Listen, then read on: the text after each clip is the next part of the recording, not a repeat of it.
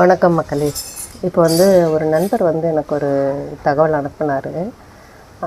அதை அனுப்பிட்டு இதை பற்றி நீங்கள் பேச மாட்டீங்களா அப்படின்னு சொல்லிட்டு கேட்டிருந்தாரு. அதை பற்றி பேசுவோம். அதில் என்னென்னா, ஒரு தனியார் நிறுவனத்தில் 19 வயசு ஆன ஒரு இளம்பெண் தனக்கு பிறந்த குழந்தைய அந்த கழிவறையிலேயே கொண்டுட்டதாக செய்தி அனுப்பி இதை பற்றிலாம் நீங்கள் பேச மாட்டீங்களா அப்படின்னு சொல்லி கேட்டாங்க. இதை பற்றி நான் பேசுகிறது உங்களுக்கு ஏற்புடையதாக இருக்குமா இல்லையான்னு தெரியல. ஏன்னா இது ஒரு தனிப்பட்ட குற்றமாக எடுக்க முடியாது. ஏன்னா ஒரு குழந்தை பிறக்கிற வரைக்கும் எப்படி வீட்டில் இருக்கிறவங்களுக்கு தெரியாமல் இருக்கும், இல்லை வெளியில் இருக்கிறவங்களுக்கு தெரியாமல் இருக்கும் அப்படின்லாம் தெரியல. எல்லாத்துக்கும் மேலே இந்த 19 வயசு அந்த பெண்ணை நான் குழந்தையாக தான் பார்க்குறேன். இங்கே நம்மளுடைய வளர்ப்பு முறை ரொம்ப நல்லாவே இருக்குது.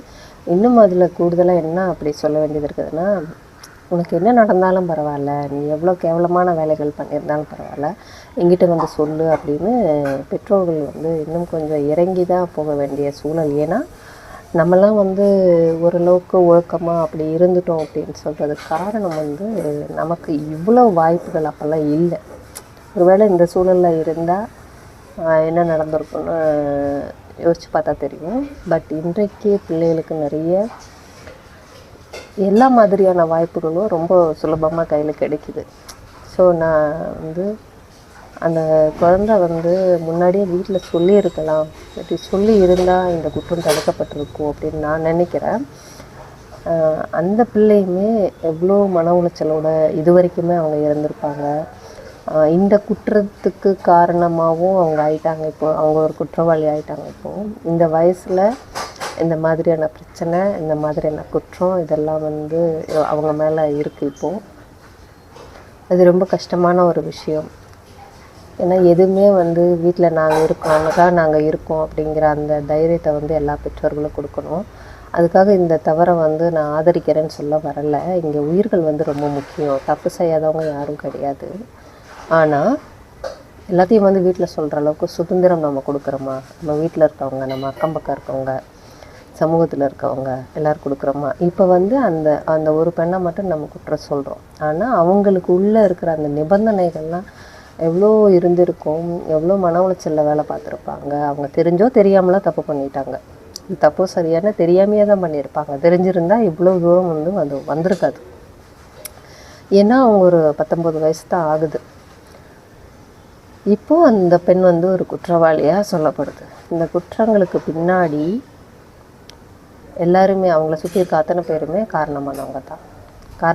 கண்டிப்பாக காரணமானவங்க தான். அவங்க அந்த குழந்தைக்கு என்ன ஏதுன்னு கேட்டிருக்கணும், உட்கார வச்சு பேசியிருக்கணும், நிறைய விஷயங்கள் செஞ்சுருக்கணும். இது இப்படி பேசுகிறத கூட நீங்கள் எத்தனை பேர் சரியாக எடுத்துக்கிறீங்க, தப்பாக எடுத்துக்கிறீங்கன்னு தெரியல. ஆனால் ஒரு குற்றம் நடக்கிறதுக்கு பின்னாடி நிறைய பேர் இருப்பாங்க. கடைசியாக குற்றவாளிங்கிற பேர் அந்த ஒரு நபருக்கு தான் போகும். இதை அழகாக டீல் பண்ணியிருந்துருக்கலாம். இன்றைக்கு அந்த குழந்தை உடல் ரீதியாகவும் பாதிக்கப்பட்டு, மன ரீதியாகவும் பாதிக்கப்பட்டு, குற்றவாளிங்கிற பேர் கிடைச்சி நிறைய விஷயங்களை இழந்து, மானம் மரியாதை அப்படின்னு சொல்கிற அந்த விஷயங்களை இழந்து அந்த குடும்பமும் கஷ்டப்படும். பாருங்கள், பிள்ளைகிட்ட ரொம்ப நெருங்கி பழகுங்க தயவுசெய்து. அதே மாதிரி பிள்ளைகளுக்கும் நான் சொல்கிறேன், அவங்க அப்பா அம்மா செருப்பால் அடித்தாலும் சரி, எதெல்லாம் அடித்தாலும் சரி பரவாயில்ல பிள்ளைகளா, ஆனால் எதையும் மறைக்காதீங்க தயவுசெய்து. அது எதுவாக இருந்தாலும் சரி, இங்கே எதுவுமே செய்யாத ஒன்று நீங்கள் செய்ய போகிறதே கிடையாது. இங்கே நடக்காத ஒன்று நீங்கள் நடத்த போகிறதே கிடையாது.